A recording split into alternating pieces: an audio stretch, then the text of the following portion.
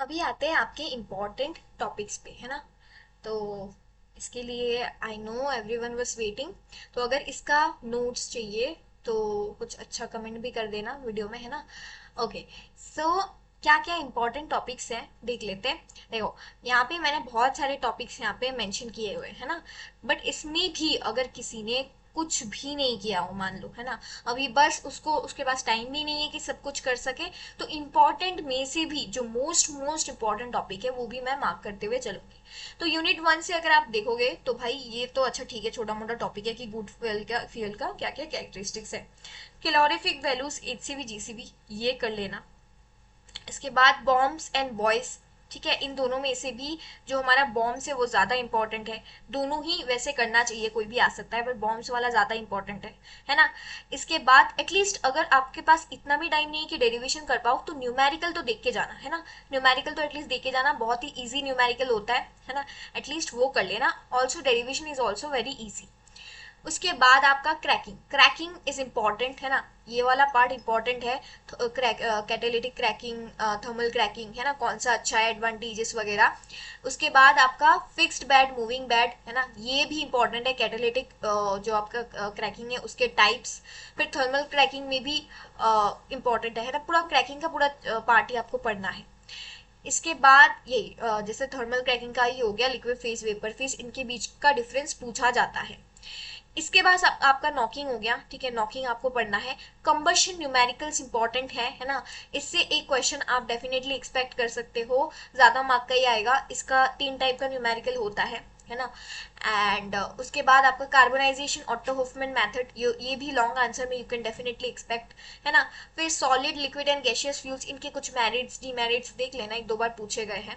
Proximate ultimate analysis का derivation भी आ सकता है, अगर आएगा तो मोस्ट प्रोबेबली अल्टीमेट एनालिसिस से आएगा डेरिवेशन, पर इसके न्यूमेरिकल्स देख लेना, इजी होते हैं, है ना। एंड उसके बाद आपका sweetening of petrol, cetane and octane number, काफी छोटा सा चीज है, ये भी आप करने की कोशिश करना, ठीक है। ओके। उसके बाद आपका आता है यूनिट नंबर 2, है ना। यूनिट नंबर 2 में से आपको क्या करना है। ऑल्सो यहाँ पे मैंने एक चीज ऐड नहीं किया है, क्या कहते हैं आपका, नहीं एडेड है सब कुछ, हार्डनेस तो यूनिट 3 में है। ओके, कोई बात नहीं। इसके बाद आपका आता है यूनिट नंबर 2। यूनिट नंबर 2 में से आपको कुछ बेसिक डेफिनेशंस, है ना, ये तो आपको सबसे पहले कर ही लेना है, ट्रिपल पॉइंट अच्छे से, है ना। फिर उसके बाद आपके लॉन्ग आंसर्स में से ये चारों system he any one can come, but फिर भी मैं बोल रही हूँ कि अगर कुछ नहीं किया तो water system, sulphur system at least कर ही जाओ अच्छे से, ग्राफ्स वगैरह सब कुछ। इसके बाद आपका graph analysis of the above systems, questions like negative slope क्यों है, ये सब आ सकता है। फिर उसके बाद आपका डिड्यूस्ड फेस रूल क्या होता है, ये आपको करना है, ये तो आपको करना ही है, ये तो एटलीस्ट यूनिट नंबर 2 से लॉन्ग आंसर आएगा, तो ये एक तो आएगा ही आएगा। इसके बाद आपका difference between congruent and incongruent, ये भी इंपॉर्टेंट है ना। उसके बाद यूटेक्टिक सिस्टम क्या होता है, पैटिन सेंस प्रोसेस क्या होता है, दोनों ही बहुत ज्यादा इंपॉर्टेंट है। पैटिन सेंस प्रोसेस भी आपका इंपॉर्टेंट है। कूलिंग कर्व्स क्या होते हैं वो भी आपको देखना है। ये तो बस कुछ ही टॉपिक्स यूनिट 2 के थे। पॉलीमर्स में देखो, एक तो कम आते हैं क्वेश्चंस, पर फिर भी क्लासिफिकेशन ऑफ पॉलीमर्स देख लेना, है ना, कि किस किस बेसिस पे, कोई एक बेसिस पे बोल देगा आपको। इसके बाद एडिशनल पॉलीमर्स, है ना, कंडेंसेशन पॉलीमर्स, एलपीडी, ये कुछ पॉलीमर्स है। देखो जो पेड वाला बैच है ना, उसमें मैंने पूरा पॉलीमर्स का जो जो क्वेश्चंस आ चुका है मैंने सब करवाया है ना। कुछ फंक्शनैलिटी बोल के भी था, तो वहां पे मैंने सब कुछ करवाया है जो जो पीवाईक्यू में आ चुका है। तो पॉलीमर्स में से आप ये कुछ टॉपिक्स तो अच्छे से कर जाना, एटलीस्ट अगर कुछ नहीं किया है तो। ओके। इसके बाद आपका आता है यूनिट नंबर 3। यूनिट नंबर 3 में देखो, इसके बाद मैं ये भी बताऊंगी कि किस ऑर्डर में आपको पढ़ना है। सबसे पहले इंपॉर्टेंट टॉपिक्स देख लो। यूनिट नंबर 3 में से जो लॉन्ग आंसर टाइप के क्वेश्चंस आएंगे वो कुछ इस टॉपिक से आएंगे। ईडीटी मेथड डेफिनेटली आ सकता है ना, थियरी आ सकता है, इसका इसका न्यूमेरिकल भी आ सकता है, न्यूमेरिकल्स मैंने लास्ट में मेंशन की है। लाइम सोडा प्रोसेस आपका आ सकता है, डेफिनेटली आपने देखा है। जियोलाइट प्रोसेस, सारे बहुत इंपॉर्टेंट है, कोई भी एक पूछ सकता है। ज्यादा इंपॉर्टेंट ये दोनों हैं। Then ion exchange, ion exchange भी पूछ लिया जाता है, बट ये दोनों ज्यादा इंपॉर्टेंट है। कॉस्टिंग एम्ब्रिटलमेंट, इसका प्रिवेंशन कैसा होता है। Carbonate and phosphate conditioning important है ना, कि कौन सा बेटर है और क्यों बेटर है। Demineralisation of water, desalination भी इंपॉर्टेंट है साथ में, है ना, डीसैलिनेशन भी इंपॉर्टेंट है, ये भी देख लेना। इसके बाद आपका रिवर्स ऑस्मोसिस तो बहुत इंपॉर्टेंट है, एल्केलिनिटी ऑफ वाटर, मतलब सारी ही इसमें इंपॉर्टेंट है, मैं क्या ही बोलूँ, है ना, सारी ही इंपॉर्टेंट है, पर एटलीस्ट कर लेना, ईडीटीए कर लेना, लाइम सोडा कर लेना, जियोलाइट कर लेना, कॉस्टिक एम्ब्रिटलमेंट कर लेना, है ना। इसके बाद आपका ये वाला क्वेश्चन तो भाई आता है, तो ये वाला कर लेना। इसके बाद ऑस्मोसिस वाला इंपॉर्टेंट है ना। इसके बाद आपका एल्केलिनिटी ऑफ वाटर कैसे निकालते हैं, एल्केलिनिटी बहुत अच्छे से करवाया है ना, ये आ सकता है। इसके बाद आपका शॉर्ट आंसर टाइप में देखो, फॉस्फेट कैल्शियम कार्बोनेट कंडीशनिंग के बारे में पूछ सकते हैं, हार्डनेस रिमूवल मेथड पूछ सकता है, इलेक्ट्रोडायलिसिस, है ना, रिवर्स ऑस्मोसिस या फिर इलेक्ट्रोडायलिसिस, कोई एक तो आएगा ही। इसके बाद प्राइमिंग एंड फोमिंग, छोटा छोटा टॉपिक है, इनके बारे में देख लेना, स्केल एंड स्लज फॉर्मेशन देख लेना, CaCO3 स्टैंडर्ड लेते हैं हम, ये देख लेना एक क्वेश्चन। इसके बाद डिफरेंस बिटवीन ये आ सकता है परमानेंट टेम्परेरी हार्डनेस में से और कार्बोनेट फॉस्फेट प्राइमिंग फोमिंग, इनके बीच में डिफरेंस आ सकता है, सब करवाया गया है। न्यूमेरिकल्स अगर बनेंगे तो इन 5 टॉपिक्स में ही बनेंगे। क्या एल्केलिनिटी का न्यूमेरिकल आ जाएगा, एकदम बेसिक न्यूमेरिकल आता है, मैंने करवाया है, वैसे टाइप का ही न्यूमेरिकल आएगा।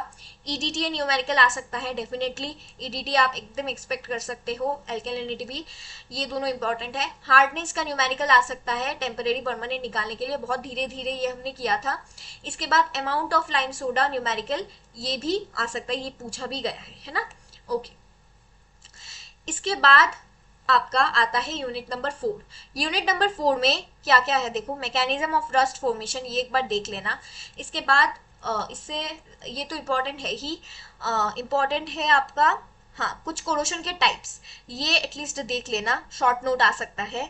इसके बाद आपका yes, hydrogen evolution and oxygen absorption important है, जैसे आप देख सकते हो ये काफी बार आ चुका है। पैसिविटी इंपॉर्टेंट है। इसके बाद cathectic protection, sacrificial anodic protection जो होता है इसका टाइप, ये इंपॉर्टेंट है। Factors influencing corrosion is again important. Protective methods, वही आपका cathectic protection, surface coatings, galvanising हो गया, टिनिंग हो गया, ये सब इंपॉर्टेंट है। शॉर्ट आंसर्स में से आपका पिलिंग बेडवर्थ रूल इंपॉर्टेंट है, फिर आपका इलेक्ट्रोप्लेटिंग, इलेक्ट्रोप्लेस लेस प्लेटिंग हो गया, टिनिंग हो गया, कोरोशन इनहिबिटर्स, इनके बारे में छोटे छोटे शॉर्ट नोट्स आ चुके हैं, हमने ये सारे कवर किए हुए है ना। फिर पिलिंग बेडवर्थ रूल, अच्छा दो बार आ गया ये, ठीक है। Why impure metals corrode faster than pure metal, ये क्यों होता है, ये सब भी हमने पूरा डिस्कस किया है हमारे लेक्चर में, है ना। ओके, डिफरेंस बिटवीन इन दोनों के बीच का डिफरेंस आ सकता है ना। इसके बाद ग्रीन टेक्नोलॉजी से देखो, ये 3 टॉपिक ही सबसे ज्यादा इंपॉर्टेंट है ना। 12 प्रिंसिपल्स पढ़ लेना, इजी है बहुत ज्यादा, एटॉमिक इकोनॉमी और जीरो वेस्ट टेक्नोलॉजी, है ना, ये दोनों तो कर ही लेना। इसके बाद नैनो पार्टिकल्स में भी बहुत कम क्वेश्चन आते हैं, जैसे मैंने बोला BET TEM, नैनो मटेरियल्स देख लेना, इनके एप्लीकेशंस देख लेना, ठीक है। अब आता है हमारा गाइडलाइंस कि हमको कैसे पढ़ना है। तो 4 यूनिट्स में से, unit 1, unit 2, unit 3, unit 4, 4 units है आपके, है ना। यूनिट 1 में से देखो न्यूमेरिकल ज्यादा आते हैं, थ्योरी भी है पर न्यूमेरिकल ज्यादा आते हैं। यूनिट 2 मोस्टली थ्योरी है, छोटे छोटे न्यूमेरिकल्स है, डिग्री ऑफ फ्रीडम वगैरह निकालना। यूनिट 3 बोथ है ना, न्यूमेरिकल्स भी है, थ्योरी भी है। यूनिट 4 पूरा पूरा थ्योरी है। तो डिपेंडिंग अपॉन कि आपका कैसा प्रैक्टिस है, कैसे आपने किया, उस हिसाब से अगर मैं बोलूँ सिर्फ थ्योरी पढ़ना है तो यूनिट 4 कर लो, इजी भी है, कोरोशन अच्छे से हो जाएगा। इसके बाद आप यूनिट 3 कर लो, क्योंकि यूनिट 3 इजी है कंपेरेटिवली, है ना। या फिर एक काम करो, यूनिट 4 के बाद यूनिट 2 कर लो, बेटर रहेगा। यूनिट 4 के बाद सीधे यूनिट 2 कर लेना, इसके बाद यूनिट 3 कर लेना। अगर न्यूमेरिकल से डर लगता है तो यूनिट 1 को लास्ट में रखना, है ना। एंड जो जो इंपॉर्टेंट टॉपिक्स बताया है वो पहले कवर कर लेना, बहुत अच्छा एग्जाम जाएगा, है ना। ऐसे ही आपको करना है सारे टॉपिक्स जैसे मैंने बताया है, ठीक है। So all the very best. इतना ही, बाकी सारे पूरा क्वेश्चन पेपर हमने डिस्कस कर लिया है। एंड जैसे कि आप देख सकते हो बहुत सारे क्वेश्चंस हमने किया हुआ है ना। अगर इसमें देखोगे तो जैसे एनोडिक रिएक्शंस हो गया, ये सब भी एकदम डिटेल में करवाया गया है, ड्राई कोरोशन वेट कोरोशन का डिफरेंस